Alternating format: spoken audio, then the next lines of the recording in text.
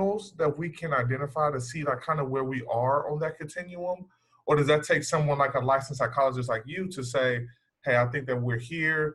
Let's see, like kind of doing a diagnostic of where we are? Sure. So great question. To get an actual diagnosis, then yes, that would take a licensed mental health professional, whether that be a psychologist, a licensed professional counselor. There's quite a lot of us under that umbrella. Hmm. But to give a true diagnosis, yes, that would have to come from a professional. However, there is actually a lot of value in having a sense of, okay, what are those kind of red flags, if you will, or signs or symptoms to kind of look out for so that I can be aware of A, just what I'm dealing with, and B, okay, is this enough of a thing that maybe I should, reach Hmm. out and get some help or talk to somebody about it. Um, and honestly, that's kind of a big, as you could imagine, right? Right. There's a lot there. To give some basic, though, anxiety and depression are the most common mental disorders that people have. And so some basics kind of in each of those categories, some things to kind of be looking out for.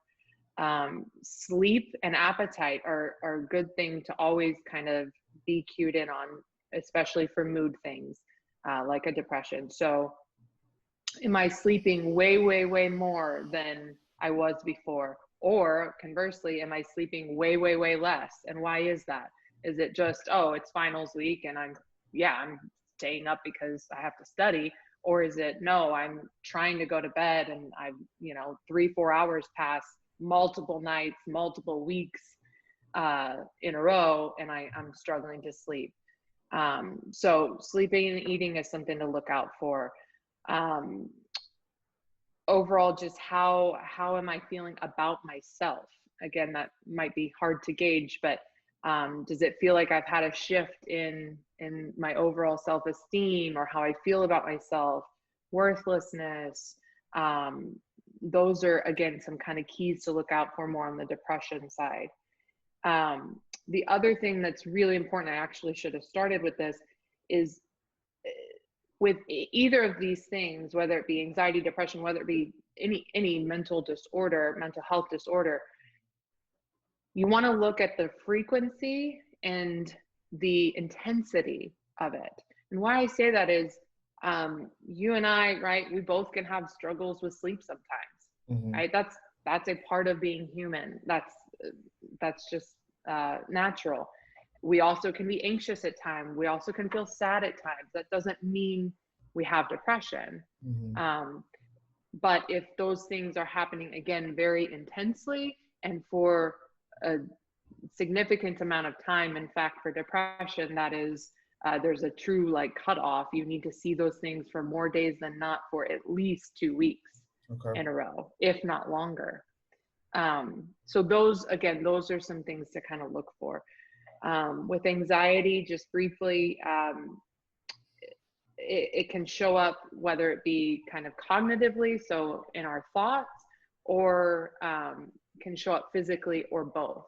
And so just some basic kind of sense of what that is for anxious thoughts. That's kind of what it sounds like, right? Being very, very worried about a lot of different things or a specific thing, but so worried, again, anyone can worry at times, and we all Mhm. do at times, so much so that it feels like my mind has a mind of its own, right? Like the worry, the anxiety, the anxious thoughts just take over, and I can't seem to slow them down. I can't seem to kind of intervene. That's kind of a red flag. Right. And again, how long has this been going on? Is this a consistent thing that I've been dealing with, or is this, it's just kind of an hour one day, and then it kind of passes. Right. Yeah. Um, and then the last kind of piece, the physical pieces. And this is actually good to know because a lot of times these things can be going on, we don't realize it, but it can be shortness of breath. It can be feeling just kind of an overall sense of feeling on edge or shaky or Mhm. tight even. It can be fatigue. It can be difficulty concentrating. Um, it can be feeling um, feeling like our chest is tight, or maybe even having like a rapid heartbeat at times, headaches. So again, I want to be very careful. All of these things are things that in isolation we all experience from time to time. Is it Mhm. okay? Multiple of these things are happening, and again, it's happening for several days, Mhm. very intensely. That's where, okay, maybe there's more going on. Maybe I should um, speak to somebody. Perfect. Yeah, thank you so much for those. That's helpful to me, as I might like I have a wife if she's experiencing these symptoms or if someone's going through that Hmm. as well. So yeah, thank you so much Exactly. for that. Of course.